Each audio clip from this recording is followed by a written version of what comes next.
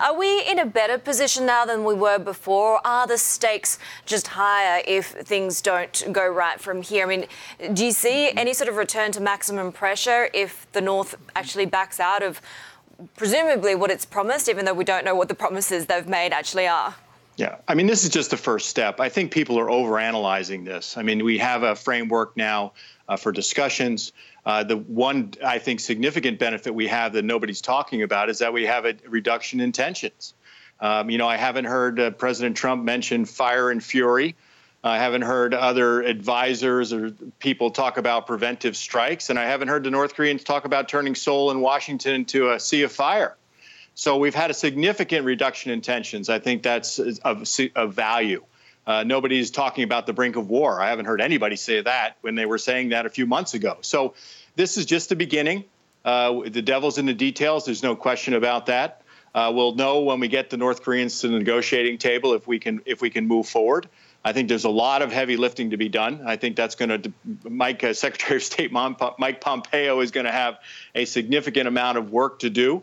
And so I think, like I said, this is just the start of a very long journey. There's going to be potholes. There's going to be speed bumps along the way. But I think it's fair that we should test North Korea's diplomatic intentions and see if we can come up with something that will advance American interests and peace and prosperity in the Asia-Pacific region. Peter, so what are going to be the next steps?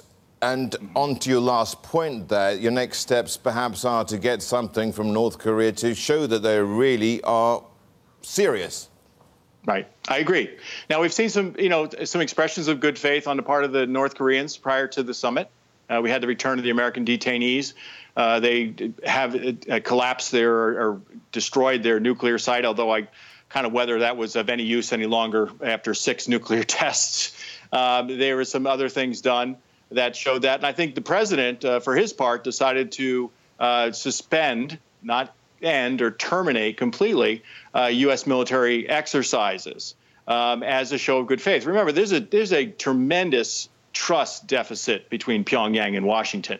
We were at war for 3 years, so we're technically still at war. I mean, that's 65 to 68 years ago, depending on how you want to count. So there is no trust, especially after the nuclear agreement in 1994 agreed framework with the Clinton administration. So I think the president was trying to, I would say, prime the pump, negotiations pump. But now we got to get to the table. I think from the American side, I have no privileged information to share with you, but from my experience in government and in Washington is that they're going to come back and evaluate. What did we learn about Kim Jong Un? This is the first time that a lot of Americans have had access to him, other than Mike Pompeo and the basketball player Dennis Rodman, right? I mean, the president had a private meeting with him. He met with a lot of our senior national security establishment, including the Chief of Staff Kelly and National Security Advisor Bolton. So I think they're going to come back and evaluate as a whole of government and see where we move from here. There'll be a lot of communications. I think we're waiting to hear what North Korea has to say. I've not seen anything. Maybe you in Asia have caught something. It's late at night here in Washington. Have caught something coming out of KCNA or out of North Korea regarding their views on things. But that's something we're going to be evaluating. And I think the next step is to try to get them to the table to talk about this general, broad, very broad, unspecific framework that they left, the communique that was signed in Singapore yesterday.